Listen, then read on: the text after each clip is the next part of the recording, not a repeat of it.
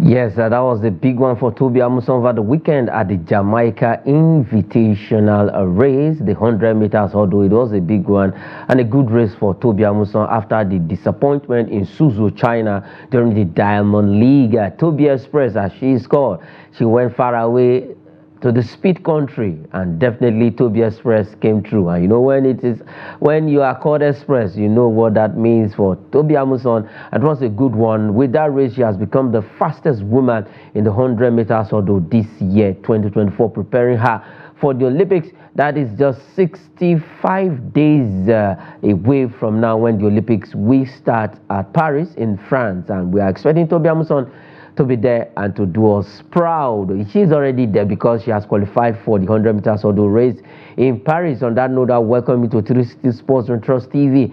I am Emmanuel Fashimi, and we will be starting with that particular race that what you saw on the screen right about now, and athletics. And we have Thomas Bello joining us this morning to look at this particular race and other story on the show. Thomas Bello, without wasting much of the time, let's go straight to the Jamaica Invitational event where Tobi Amusan, Tobi Express, came through 12.40 seconds, the fastest this year, beating the record Camacho Queen. She was the fastest earlier on this year, but now that her record has been squashed and erased in just a matter of how many seconds, right there at the Jamaica Invitational Tournament by Tobi Amusan. Absolutely, thank you very much, Emmanuel Fashini. It's been a wonderful outing for our very own Tobi Amusan, Tobi Express, as she is fondly called. Jamaica is her home, and then she actually proved herself that she is one of the contenders in Paris. Although she had a very disappointing outing there in China, but that doesn't deter her. She is somebody who always liked to race in Jamaica, knowing fully well that her best friend when it comes to track and field is also a Jamaican, talking about Danielle Williams, who came second in that race. Now, Tobi Amusan, preparatory to this very race, was disqualified in China. We all know about that. But then she agreed to run under protest.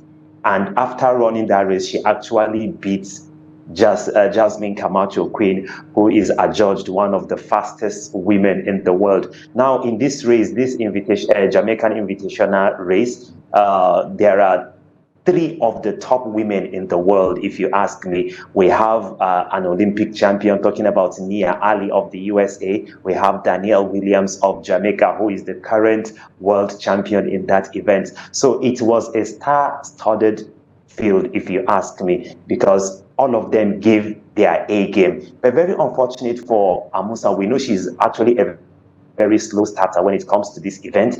But if you watch the race closely, all the time she peaks at the middle of the race. 5 meters to the end of the race, she always picks up and give it her very, very best. We can be sure of a podium finish. If not, in fact, we should go for the gold when it comes to Tobi Amusan. Yes, we should go for the gold when it comes to Tobi Amusan. With that happened in China, let's also remain with that race. With Tobi's slow start, don't you think, because you made mention of that, she starts slow, but from the middle of the she picks up and then she ends very well and ends strongly. But don't you think this it's a kind of a problem that maybe her coach and herself should work on? Anytime you speak to her coach, who is herself a former hurdler, who represented Jamaica, of course, they are a work in progress. I believe that with time, they will be able to adjust, to having a better start for Tobi Amusan. It is something she worked before the Oregon, where she set the world record of 12.12 seconds. So it is something they can still work on, because there's still more time, if you ask me. Close to about... how many months do we have now to the Olympics? We just have there's still time ahead. 7 days. There's time ahead. Absolutely. There is time ahead for them to actually adjust, work themselves. Getting the block is something very, very delicate when it comes to sprint races.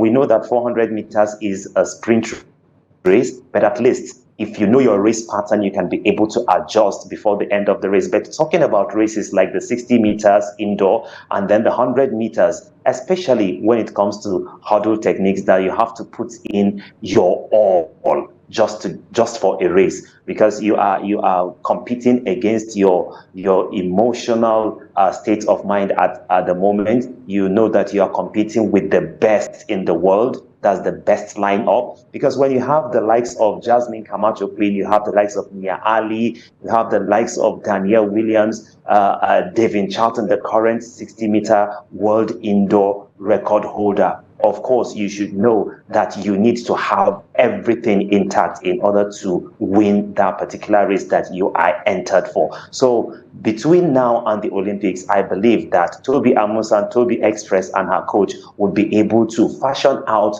ways in which they leave the block at the same time with other athletes. And if Tobi Amusan should get the block just like Devin Charlton, just like Nia Ali, and Danielle Williams, I bet you the gold is in the bag for Nigeria. Yes, the gold is in the bag for Nigeria. Tobi Amusan in the 100 meters hurdle at the Jamaica Invitational race. A good one for her. And with that, she won that race 12.40 seconds, setting the fastest time this year, 2024, preparatory to Paris 2024 Olympic Games in France. So we are looking forward to Tobi Amusan coming back with a gold medal, and she has definitely said yes, she's going to Paris to prove a point. And Camacho Queen and Co, beware of Tobi Express. We'll still come back to that quickly. Let's leave Tobi Amusan and go straight to Bamako, Mali. That's where the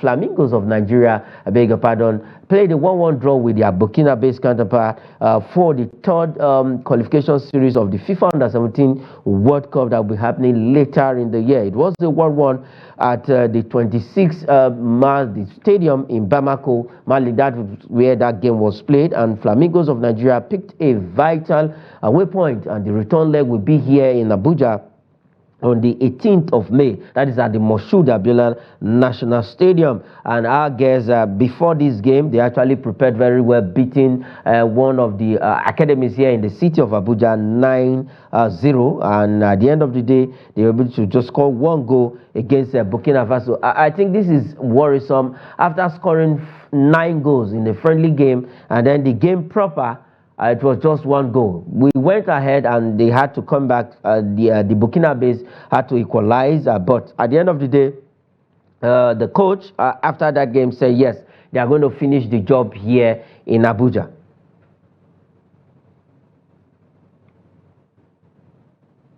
Thomas, are you there? I believe with what the coach said. Yes, I am with you. I believe in what the coach said. He must know his onion to be able to tell Nigerians that they are going to finish the job in Nigeria. Now, talking about playing away and picking a vital away point, it is a plus for the Nigerian side, because by the time they return to their home ground, it is going to be fire from all cylinder. So we should expect nothing short of the best from the Flamingos. Yes, nothing short of the best from the Flamingos. That game will come up on the 18th of May at the Moshood Abiola National Stadium here in the city of Abuja. The third leg of the Under-17 FIFA World Cup qualifiers, and the last leg, probably we might be facing Senegal in the last round of qualification, because they also are on a route of qualifying after their own game against Liberia ended in their favor. All right, let's leave Flamingos, let's leave Bamako, Mali,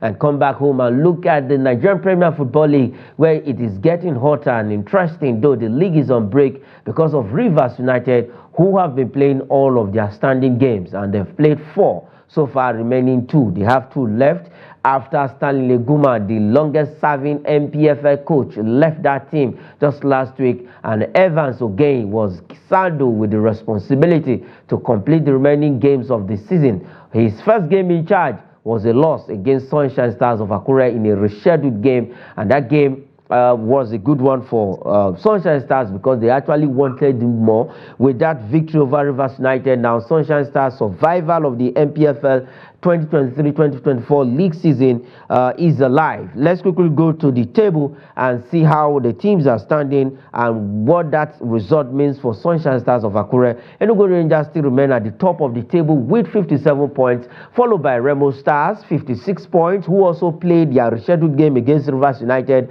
at Ikene. They won that game. Enyimba is on the third position with 53 points. Shooting Stars on the fourth, 52 points. We have Lobby Stars on the fifth position with 52 points, but goal difference between Shooting Stars and Lobby Stars separating them. Plateau United is sixth with 50 points. Katsina United is seventh with 48 points. Bendel Insurance is on the eighth with 45 points, and Niger Tornadoes is on the 10th position with 42 points. Let's go to the second side of the table and see where Sunshine Stars is standing right now after that victory over Rivers United. They have moved up to the 17th position with 39 points and minus 5 goal difference. We have Rivers United, Bayelsa United in the 16th position with 39 points, and Gombe United is only gone that can save Gombe United from not going to relegation this season. Thomas Bello, quickly, for Rivers United, they have played 4 of their rescheduled games, 1 win, 1 draw, and the remaining has been on a losing note. What is really happening? Because they thought they would have maybe at least win all of their, at least 4 of their standing games for them to start pushing for the title. But as it stands right now, more troubles for them after Stanley Neguma left the team. He was sacked. The longest serving MPFL coach was sacked from that team. And as it stands, Evers again, first game in charge, was on a losing note. There's one thing you have to understand about coaches and then the team. If a coach has been doing well, his departure always have a negative impact in the lives of the players. Now, Sunshine Stars defeated Rivers United. It was no surprise to me because they are actually trying to struggle to be at least at the top 10, but currently they are sitting 17th on the log. Now, for Rivers United, they can actually beat their chest and say we can try to come back, because as it stands, they are nowhere close to the title contention, because 32 games already played, and then we just have about 6 games left in hand. So how much do they need to put, on their way to contending for the top 4 finish at the end of the season? I think it is going to be a Herculean task for them to be able to achieve that feat. What will happen in the remaining scheduled game for Rivers United in the Nigerian Premier Football League 2023-2024 league season is getting interesting. Nigerian Premier Football League, I love what is happening. Enugu Rangers still at the top. Gombe United at the bottom of the league with 25 points. Let's see how that goes. Let's leave the shores of Nigeria and go straight to Europe. It was action-packed weekend in La Liga, in EPL, Italian Serie A, and then the German Bundesliga, where one team is doing so well. We will talk on that maybe in the evening show. And then we have in the English Premier League, big one happened, Super Sunday. No matter what it is, no matter how that team is performing badly, they are still one of the biggest teams when it comes to club football matters in Europe. Okay, let's quickly look at some of the results over the weekend. Fulham were trashed by Manchester City 4-0. After that game, they were at the top of the table because Arsenal had a game in hand, which they played against Manchester United yesterday at Old Trafford.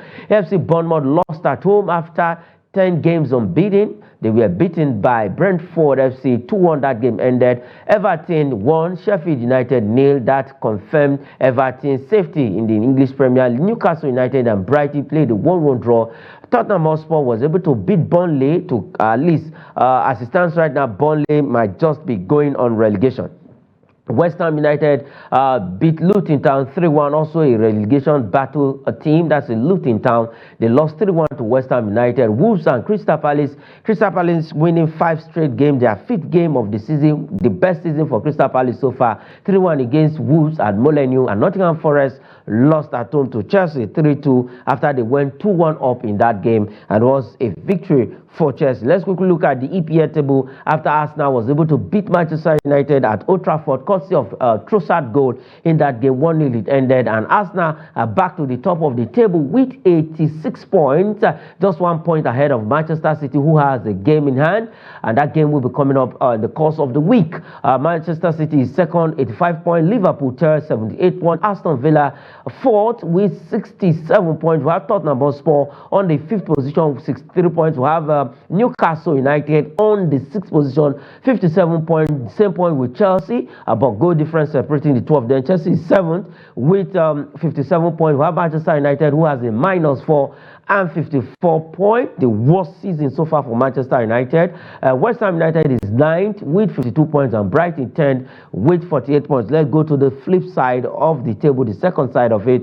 We have Sheffield United rocking the bottom of the EPL with 16 points, Burnley 24 points, 19, Luton 18 position, 26 points, and Nottingham Forest, as it stands right now, they are very safe, because no matter what happens in the last game, Luton Town needs a 12-goal victory without the other team, the opposition, scoring. But Nottingham Forest, mathematically, they are still in EPL. Brentford 16 with 39 points. I have Bournemouth on the 11th position with 48 points. Quickly, I will just let you to react in 2 seconds. Thomas, the game at Old Trafford, I think, live up to its expectation. Arsenal was expected to win, and definitely they won that game and back to the top of the Premier League table. Let's have the table back.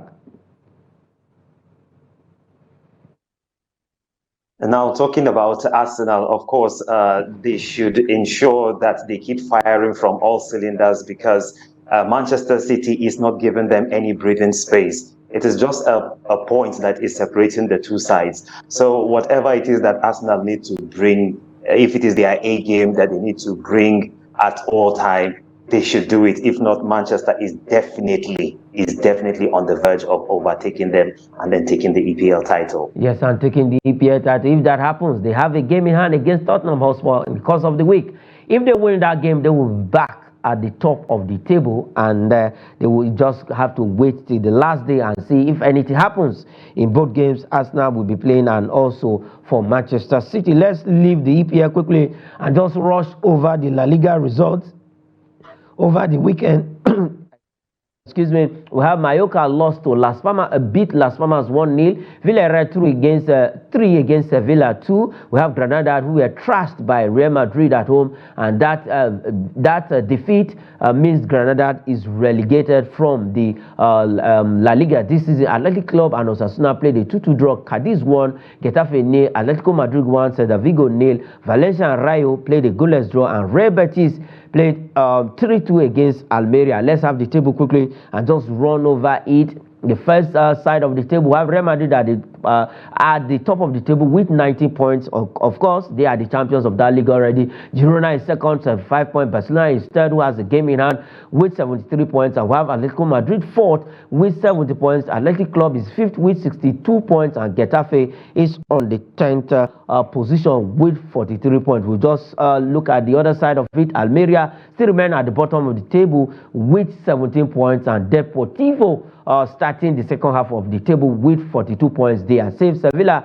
is also safe with 41 points. Osasuna 40 points on the 13th position. They are safe. Las Palmas, Mallorca, Rayo, Celta Vigo, Cadiz, Granada, Almeria all need the last games to make sure they are. But for Almeria, definitely they are gone. Granada is also gone. But Cadiz, Celta Vigo, Rayo, Mallorca, Las Palmas, this club will be fighting it out with who joins Granada, Almeria in the relegation zone. All right, let's leave that. Before we go on the show, let's take this news quickly from handball, the Adova Handball League 2024. 22 teams will be taking part. That league will be, as we speak right now, one game is scheduled for today. You know, the defending champions, the likes of Niger United, who are the defending champions. We have also we have the likes of Toji Marine Academy from Lagos.